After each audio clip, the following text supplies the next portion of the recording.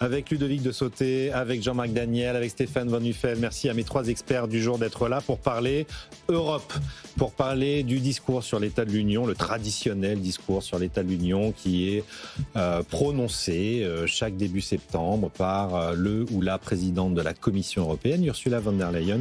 Un discours d'1h30 hier, et évidemment très teinté régalien, défense après l'intrusion de ces drones russes dans le ciel polonais, mais un discours qui visait aussi à consolider son socle commun, qui va des sociodémocrates à la droite modérée. Tiens, ça nous rappelle une petite situation en France.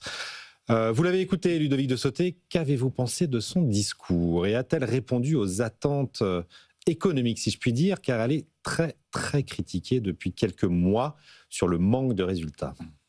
Écoutez, vous savez, ça nous est tous arrivé. On rentre dans une salle de cinéma, on s'assoit et au bout de 10 minutes, on sent que le film, ça va être compliqué. Moi, c'est un peu le sentiment que j'ai eu hier en écoutant Ursula von der Leyen. Et désolé de le présenter comme ça. Non, mais c'est-à-dire qu'en fait, il y a quelque chose, et ça dépasse la personne, c'est aussi la fonction... comment est structuré Bruxelles et autres, mais et on va pas personnaliser le débat et juste être dans une logique d'incarnation. Il y a quelque chose qui va plus, il y a quelque chose qui va pas. C'est comme si on restait toujours au stade de la lettre de motivation et qu'on n'allait pas plus loin que ça dans ce débat-là. Il y a des enjeux qui sont forts, qui sont posés sur l'Europe. Von der Leyen a esquissé pas mal d'intentions sur le logement, sur la voiture, mais la voiture, c'est l'automobile, la grande réunion est demain. Oui. Sur l'omnibus, des choses comme ça. Mais on sort de là sans avoir de cap clair, de conviction, et on sort de là sur une Europe qui paraît quand même, au plan politique, de plus en plus affaiblie, parce que de toute façon, la négociation avec Donald Trump, les fameux 15% de cet été, ont été perçus par une large partie des citoyens européens, mais aussi des acteurs économiques, comme le fait que l'Europe a surtout mis un genou à terre. Comme une humiliation. Comme une humiliation. Le mot est prononcé très régulièrement. Là-dessus, voilà, il n'y a pas d'impulsion, il n'y a pas de grand soi, il n'y a pas une volonté, j'allais dire presque, il n'y a pas de signal. Il y a presque une forme de François Bayrou, en fait, si je devais boucler la boucle. Il va falloir une rupture et un Sébastien Lecornu à la tête de la Commission européenne. Jean-Marc Daniel, comment vous l'avez trouvé, Ursula von der Leyen ? Non, moi je fais partie des gens qui la défendent. Je pense qu'effectivement, on parle beaucoup de ce qui s'est passé avec Donald Trump. Pour moi, ça a prouvé que Donald Trump était un mufle, mais pas grand-chose d'autre. Et encore une fois, sur les droits de douane, c'est sa souveraineté de Donald Trump. C'est lui qui fixe les droits de douane. Jusqu'à preuve du contraire, les impôts dans un pays sont votés par le Parlement. Les droits de douane, c'est des impôts, ça se négocie pas. Enfin, c'est une négociation de continent à continent quand même, Jean-Marc. On a accepté que nos produits augmentent de 15% et que côté américain, ce soit 0. Oui, ça veut dire on voit l'inégalité. Oui, on a préservé le consommateur français, européen, alors que le consommateur américain va en prendre plein la gueule pour continuer à parler un peu vulgairement. Oui. Un peu les entreprises exportatrices européennes aussi.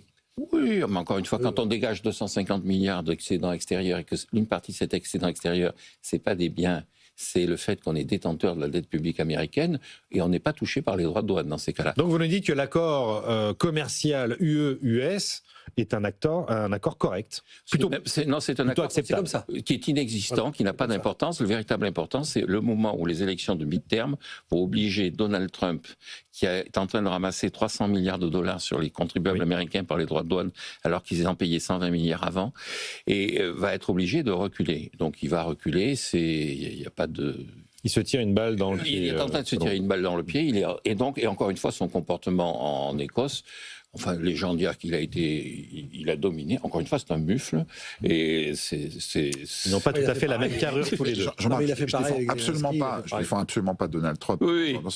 Mais ce que je vis, c'est finalement la façon dont Ursula von der Leyen explique les choses. Parce qu'il y a, dans son discours dont parlait Raphaël, quand elle revient sur les 15%, parce qu'elle est revenue dessus, elle dit on a échappé à la guerre commerciale.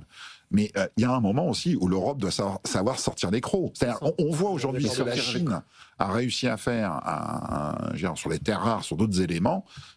Là, aujourd'hui, quel était le risque absolu de guerre commerciale? Il était nul. En fait. Oui, non, mais qu'est-ce qu'elle aurait pu faire? Elle serait partie en disant je ne signe pas d'accord et on aurait pris 30% de droits de douane. Et encore une fois, tout ça n'a pas de sens. Elle pourrait faire comme la Chine et dire oui, mais vos droits de douane et nous on tiendra autant le temps qu'il le faudra. Oui, mais la Chine, quand on regarde l'évolution de son commerce extérieur, elle est en train d'être obligée de se réorienter. Quand on regarde les comptes extérieurs de la Chine, nous verrons la Chine entre les mains du FMI au rythme à laquelle la Chine est en train de dégrader, de voir son économie se dégrader. Donc je pense qu'il y a beaucoup, effectivement, de raisonnements de court terme. Alors en revanche, je pense que sur l'Europe, moi ce qui me frappe, c'est d'abord le fait qu'on ne connaît qu'elle. Il y a un président du Conseil européen, je vous mets au défi de dire qui c'est. Il y a un ministre des Affaires étrangères européen, on ne sait pas qui c'est. Il y a un commissaire européen qui est chargé de la négociation commerciale, on ne sait pas qui c'est. Et donc, c'est quand même elle qui incarne l'Europe, donc elle s'est imposée dans un contexte où, alors, vous le disiez, effectivement, on a l'impression qu'on n'a nommé que des incapables. Mais c'est vrai que l'Europe, quel numéro, on a une figure. Et on a une figure. Et moi, c'est son second mandat aussi. Ce qui me frappe, c'est que les grands pays n'ont pas jugé bon de nommer des gens extrêmement brillants et extrêmement qualifiés pour être membre de la Commission et pour être le président. On a nommé un ancien Premier ministre portugais à la tête du Conseil européen. Encore une fois, personne ne sait qui c'est. La deuxième remarque que je ferai, c'est que c'est Jean Monnet qui le disait, l'Europe c'est une bicyclette. C'est-à-dire, pour avancer, il faut en permanence avoir un problème. Donc, elle sera la somme des solutions aux problèmes qu'elle va rencontrer. On a un problème et à ce moment-là, face à ce problème, effectivement, les pays se mettent d'accord et avancent. Et donc, il faut trouver la bonne bicyclette. Et donc, Jean Monnet disait, la CED, ça a été une erreur. On n'avait pas trouvé la bonne bicyclette, on a voulu... Bon. Donc il faut trouver la bonne bicyclette. Je pense que l'erreur en ce moment, c'est de croire que la bonne bicyclette, c'est le rapport Draghi. C'est-à-dire que le véritable... Tout le monde ne jure que par ça. Hein, oui, justement, c'est pour ça qu'on est en train d'aller dans le mur, parce que je maintiens que ce qu'il faut construire, c'est pas réindustrialiser l'Europe, c'est préparer la silver economy en Europe. Mon obsession, je maintiens, c'est que nous sommes en train de devenir vieux. Et donc, parler de réindustrialiser une maison de retraite, c'est de l'incantation. Et c'est de l'incantation criminelle. Surtout à l'époque de l'intelligence artificielle.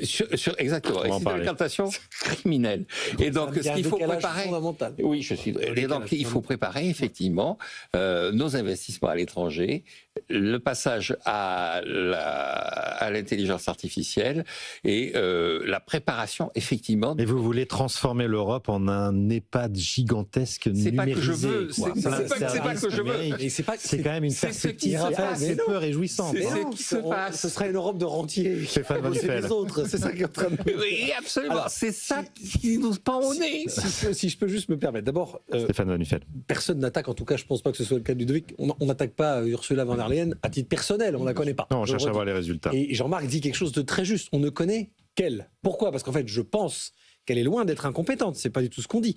Elle est politicienne. Donc elle a fait en sorte, justement, d'équilibrer son pouvoir, entre guillemets, et son second mandat autour du fait de sa personne unique. Oui. C'est ça, en fait, le gros problème encore. Mais pas pour les bonnes raisons. Je reviens sur mon raisonnement de tout à l'heure. C'est pas quelqu'un qui, face à Donald Trump, a fait le poids. Est-ce qu'elle a eu raison ou pas raison ? Je vais pas faire d'amalgame parce qu'attention, les conséquences n'ont pas été les mêmes. Mais une fois de plus, on a cette sensation, et moi je l'entends quand je rencontre des gens au quotidien, on se fait un Munich de 38, quoi. C'est-à-dire qu'elle serait revenue avec ses 15%. Alors pour ceux qui savent, c'est la négociation de la paix entre les Anglais et les Français et Adolf Hitler. Bon. Et Daladier qui descend. Non, mais il serait revenu. Raphaël, vous avez bien compris ce que je veux dire. Vous revenez en disant, on a négocié le moins pire et on gagne du temps. Ce que disait Jean-Marc. On laisse Trump au midterm se prendre le Sénat sur le dos et les représentants sur le dos. Non, là, elle est revenue en bougeant le papier, en disant « chouette, on a la paix ». Ce qu'ils ont fait, l'erreur fondamentale, et Jean Berlin s'en est jamais remis, Premier ministre anglais, c'est qu'il s'est dit « on l'a trop ouvert, pardonnez-moi le terme ». C'est ça la sensation, c'est-à-dire que nous, les chefs d'entreprise français, et je pense que c'est les mêmes pour les Allemands, les Italiens, les Hollandais, alors je parle même pas des Hollandais, parce qu'eux, ils sont triple A, donc en plus, ça les agace. C'est qu'on revient en disant c'est super, victoire. On a de la visibilité en frein, on aurait pu avoir 30, 15%, toute taxe comprise. Et Jean-Marc a raison, les Américains n'ont pas vu ce qui va leur arriver dans les dents, c'est ce que moi je soutiens, et Jean-Marc soutient aussi, c'est plutôt le consommateur américain qui va payer tout ça. Mais en attendant, le message que je vous envoyais aux exportateurs français, et je reviens là-dessus, aux entrepreneurs français, et on a par exemple un exemple, Mistral, l'intelligence artificielle franco-européenne. Il vient de signer un accord avec ASML, un investissement d'1,5 milliard. Et typiquement le modèle que Jean-Marc défend. C'est pour ça que je me permets de faire une remarque, parce que de dire oui, d'accord, c'est pas grave, les 15%, c'est finalement les Américains qui payent. Oui, sauf que vous envoyez un Mistral qui est en train de prendre des parts de marché énormes, un message qu'à l'international, l'Europe, elle sera pas derrière vous. Et c'est ça qui m'embête un peu. Et on fait la même erreur, sans rentrer dans la géopolitique, avec M. Poutine. Parce qu'à partir du moment où vous avez des drones qui rentrent dans le ciel polonais, ils rentrent dans le ciel européen. Et je trouve que la réponse hier a été extrêmement mitigée. Je ne dis pas qu'il faut appuyer sur le bouton, mais il y a un moment donné, il faut dire à monsieur... Parce qu'il fait que ça, il teste. Et M. Trump fait la même chose. Ils viennent, ils testent, on s'écrase. Et l'Europe ne réagit pas. Et pour rebondir sur ce qu'il vient de dire, c'est vraiment... Enfin, c'est le cœur de ce que je signifiais tout à l'heure. C'est-à-dire qu'il y a une notion d'attitude aujourd'hui. C'est-à-dire que très clairement, l'Europe, sur des séquences multiples sur lesquelles on voit bien les tests. Vous savez, c'est comme quand le médecin vous met le doigt et là, ça vous fait mal. C'est-à-dire que ça soit sur le commercial, que ça soit sur le militaire, que ça soit sur la voiture électrique, que ça soit dans plein de domaines, l'Europe aujourd'hui a du mal, ou voire ne le fait pas, à exister, à montrer le point dur. Et honnêtement, hier, Ursula von der Leyen, moi j'espérais d'elle certains points durs dans le discours. Elle a juste signifié, mais c'est pour ça que je parle de l'aide de motivation, de dire oui, l'Europe restera intransigeante sur le climat et le numérique. Ok, on va voir, mais c'est des intentions. Je vous trouve sévère, Ludovic, je vous coupe, mais simplement. Elle a promis de simplifier la vie des entreprises avec le paquet Omnibus, de réduction des charges administratives, d'aller sur l'euro numérique, la création d'un 28e régime consistant à instaurer un code européen de droit des affaires, d'accélérer sur l'union bancaire, d'une feuille de route pour le marché unique en 2028. Bon.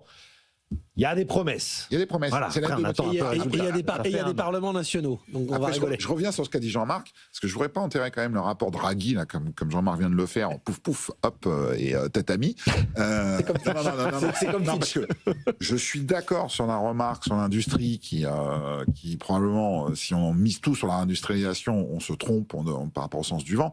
Après, le rapport Draghi n'est pas construit que là-dessus. Il y a les marchés de capitaux, il y a d'autres enjeux d'ailleurs. 400 propositions dans le rapport Draghi. C'est-à-dire qu'il y a une partie du rapport Draghi qui n'est pas dans l'air du temps, dans le sens de l'histoire, notamment liée au choc démographique européen. C'est une réalité.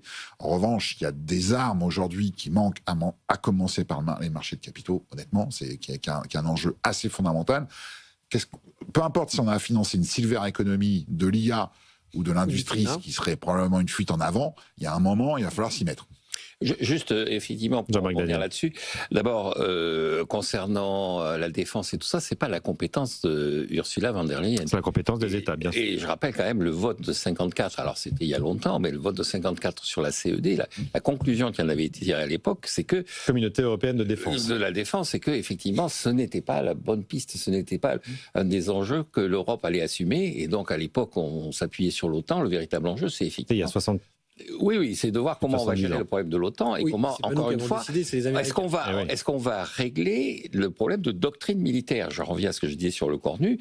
La seule idée qu'il va falloir augmenter les crédits n'est pas une idée qui est en soi acceptable. Il faut dire, mais pourquoi Ce que vous nous dites, c'est qu'il manque de coordination. De coordination et surtout de véritable doctrine par rapport, effectivement, aux menaces qui sont en train de... Dans la doctrine, et c'est ce qu'expliquait Stéphane, justement, je vais l'éclairer par un autre, moi, qui m'a marqué. C'est anecdotique, mais ça ne l'est pas. C'est ce qui arrivait à l'avion d'Ursula von der Leyen il y a des dizaines de jours, avec le brouillage GPS, où quand même le lendemain, c'est de dire, bon, on ne va pas faire d'enquête parce qu'on sait d'où ça vient. Mais en fait, quand on agit comme ça, on ne pèse pas. C'est-à-dire que non, mais ça a été très bizarre, parce qu'on a commencé par dire que c'était les Russes, et puis c'est vrai que le lendemain, on dit c'est normal. Pas tous en même temps. Jean-Marc Daniel. Ça prouve bien que Xi Jinping, j'imagine même pas. L'idée d'augmenter effectivement les crédits et de produire davantage de chars et de se dire on va augmenter effectivement le nombre d'avions et tout ça, on voit bien qu'avec GPS, on arrive à perturber le fonctionnement d'un pays. En contrôlant les centrales électriques d'un pays. Imaginez la scène sur l'avion de Donald Trump. Ouais. Honnêtement. Amuse-toi. Imaginez les suites. Et d'ailleurs, qui oserait le faire ? Ah oui. Qui oserait le faire, en fait? Oui, absolument. Mais le véritable enjeu, c'est pas qui ose le faire, c'est est-ce que face à ça, le fait d'augmenter le budget militaire en y consacrant davantage de chars, davantage d'avions, est-ce que c'est la bonne réponse? C'est pas ce qu'on a dit, Jean-Marc. Oui. Et donc, ce que je maintiens, c'est que face à la menace n'a pas été suffisamment théorisée et identifiée pour fonder l'augmentation du budget qui restera de toute façon, quoi qu'il arrive, en dessous de celui des États-Unis. La menace, Jean-Marc, elle est très claire. Elle est sur le front Est, Vladimir Poutine. La Russie est un océan avec des marées hautes et des marées basses au cours de l'histoire. Bon, là, on est plutôt sur une marée ascendante, si je puis dire. Et puis de l'autre côté, Donald Trump qui dit vous payez pour votre défense, j'en ai marre de payer pour vous. C'est aussi une occasion pour l'Europe de se renforcer tout le schéma de la CED dont parlait Jean-Marc, parce qu'il ne faut pas oublier que ce n'est pas les Européens qui ont fait échouer finalement cette communauté de défense. Même si le général de Gaulle n'était pas super fan. Oui. On est d'accord. Mais les Américains derrière tiraient encore les ficelles à cette époque-là. Il ne faut pas oublier, le plan Marshall, il était encore en place. Donc ça ne les arrangeait pas. Que finalement on dépende de l'OTAN, c'était important aussi. Ça donnait à l'époque un niveau de négociation que Donald Trump a maintenant avec ses barrières douanières. Je caricature évidemment. Mais Jean-Marc, je ne dis pas que von der Leyen ou l'Europe a les pouvoirs aujourd'hui tout de suite d'appuyer sur un bouton budgétaire pour contrer l'industrie américaine, contrer l'intelligence artificielle américaine, etc. Non, c'est aussi une posture. Voilà, moi je suis en train de parler de ça et je sais qu'en ce moment, il y a beaucoup de gens qui aimeraient peut-être avoir un peu ça. Parce que le seul avantage, pardonnez-moi, je vais me faire taper sur les doigts sur Twitter, enfin sur X, pardon, que peut avoir des gens comme Donald Trump, aussi mufles et aussi Monsieur Poutine, c'est qu'en fait, ils rassurent leur population. Parce que les types, au moins, ont une volonté. Vous voyez ce que je veux dire ? C'est pas la bonne volonté, selon moi, c'est pas la bonne image, mais au moins, ce sont des gens qui rassurent les gens. On a l'air des belles alphas, là. C'est ce que vous nous racontez, Stéphane Van Nuffel. Il faut les big guys. Je dis ça parce que je vois mon voisin qui a un bouquin sur Napoléon. Non, mais c'est important. C'est important. Les Français sont bonapartistes. Il y a une montée, il y a un désir d'autorité. Les Français sont bonapartistes. Ils ont besoin d'avoir des chefs. On n'a pas de chef, quoi. Compléter le raisonnement avec deux remarques. La première remarque, encore une fois, les États-Unis, c'est les 2/3 du déficit extérieur mondial. Oui. Quand vous avez la négociation avec le Japon, et donc sur les plans commerciaux, où ça s'est mal passé, soi-disant, pour le Japon, et donc et les Japonais ont fait valoir que c'était peut-être pas la peine de leur tomber dessus, parce qu'ils avaient un déficit commercial maintenant d'environ 100 milliards de dollars.